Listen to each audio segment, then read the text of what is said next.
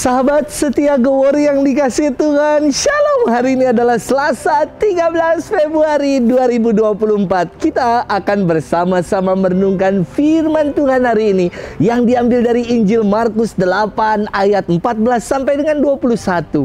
Mari kita siapkan hati kita untuk meresapkan sabda Tuhan hari ini.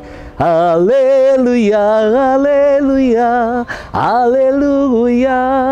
Jika seorang mengasihi aku, ia akan menaati sabdaku. Bapakku akan mengasihi dia, dan kami akan datang kepadanya. Haleluya, haleluya, haleluya. Tuhan bersamamu dan bersama rohmu. Inilah Injil suci menurut Markus. Dimuliakanlah Tuhan. Pada suatu hari murid-murid Yesus lupa membawa roti. Hanya sebuah roti saja yang ada pada mereka dalam perahu. Lalu Yesus memperingatkan mereka, katanya, "Berjaga-jagalah dan awaslah terhadap ragi orang Farisi dan ragi Herodes." Maka mereka berpikir-pikir dan seorang berkata kepada yang lain, "Itu dikatakannya karena kita tidak mempunyai roti." Ketika Yesus tahu apa yang mereka perbincangkan, ia berkata, "Mengapa kalian memperbincangkan soal tidak ada roti? Belum jugakah kalian memahami dan mengerti? Telah degilkah hatimu? Kalian mempunyai mata, tidakkah kalian melihat? Dan kalian mempunyai telinga, tidakkah kalian mendengar? Sudah lupakah kalian waktu aku memecah-mecahkan 5 roti untuk 5.000 orang itu? Berapa bakul penuh potongan-potongan roti yang kalian kumpulkan?" Jawab mereka, 12 bakul. "Dan pada waktu 7 roti untuk 4.000 orang itu, berapa bakul penuh potongan-potongan roti yang kalian kumpulkan?" Jawab mereka, 7 bakul. Lalu kata Yesus kepada mereka, "Masihkah kalian belum mengerti? Demikianlah sabda Tuhan. Terpujilah Kristus." Sahabat setia Gewori yang dikasihi Tuhan, Shalom. Ada sebuah iklan yang buat saya istimewa. Iklan minyak kayu putih yang mengatakan begini, "Buat anak kok coba-coba." Maknanya bagus, yakni orang tua selalu ingin mengupayakan dan memberikan yang terbaik bagi anaknya. Nggak mau coba-coba buat anaknya, nggak mau. Terkadang kita mengalami derita, sakit, dan segala hal yang tidak mengenakan dalam hidup. Orang biasanya suka mengatakan, ini adalah cobaan. Dan sebagai orang beriman, kita memandangnya, ini adalah salib yang harus aku pikul. Namun, kalau kita membaca bacaan pertama hari ini istimewa yang diambil dari surat Yakobus mengatakan demikian. Apabila seorang dicobai, janganlah ia berkata, pencobaan ini datang dari Allah. Sebab Allah tidak mencobai siapapun, tetapi setiap orang dicobai oleh keinginannya sendiri, karena ia diseret dan dipikat olehnya.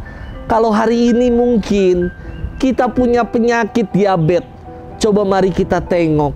Mungkin kita makan makanan yang salah, kita keliru, kita banyak makan makanan yang gak baik dan gak benar. Kalau kita saat ini kolesterol, asam urat, mungkin mari kita tengok, bukan salib, bukan cobaan Allah yang ia berikan kepada kita. Mungkin itu akibat kesalahan yang kita buat. Sahabat setia Gewori yang dikasihi Tuhan, firman hari ini berkisah tentang para murid yang gagal paham akan pengajaran Yesus. Suatu hari, para murid bersama-sama dengan Yesus di tengah danau, dan mereka lupa bawa roti. Kemudian Yesus bersabda kepada mereka, "Berjaga-jagalah dan awaslah terhadap ragi orang Farisi dan ragi Herodes." Para murid salah mengira. Mereka mengira Yesus sedang nyindir, mengkritik mereka karena mereka tidak bawa roti. Yesus tidak bermaksud menyindir dan mengkritik soal mereka yang tidak bawa roti. Pengajaran yang Yesus maksudkan adalah agar para murid hati-hati terhadap ragi orang-orang Farisi dan ragi Herodes. Ragi adalah sesuatu yang kecil tetapi dapat menjadi besar. Ragi orang Farisi adalah ragi kemunafikan yang bisa juga berkembang di antara para murid. Ragi Herodes adalah ketamakan, yakni keinginan atau nafsu yang tidak teratur akan keduniawian. Yesus mengkritik sikap para murid yang belum mengerti dan meragukan Yesus. Maka ia mengingatkan para muridnya atas mukjizat penggandaan roti untuk 5.000 orang. Sisanya berapa? Yesus bertanya dan mereka menjawab 12 bakul penuh. Dan penggandaan roti untuk 4.000 orang. Berapa sisanya? Yesus katakan 7 bakul penuh. Masihkah kamu belum mengerti juga? Sahabat setia gowor yang dikasihi Tuhan, terkadang kita gagal paham, salah paham akan kehendak Tuhan. Ketika kita mengalami sesuatu yang tidak mengenakan dan yang di luar kehendak kita, kita merasa Tuhan mencobai kita. Setiap tantangan dan rupa-rupa kesulitan yang kita alami adalah pembelajaran dalam hidup. Dan Allah senantiasa menyertai dan mengaruniakan yang terbaik untuk kita. Kita hanya diminta untuk waspada. Jangan jadi pribadi yang munafik dan jangan jadi pribadi yang tamak.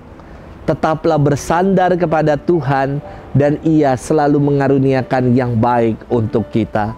Selamat bermenung dan Tuhan memberkati kita selalu dalam nama Bapa dan Putra dan Roh Kudus. Amin.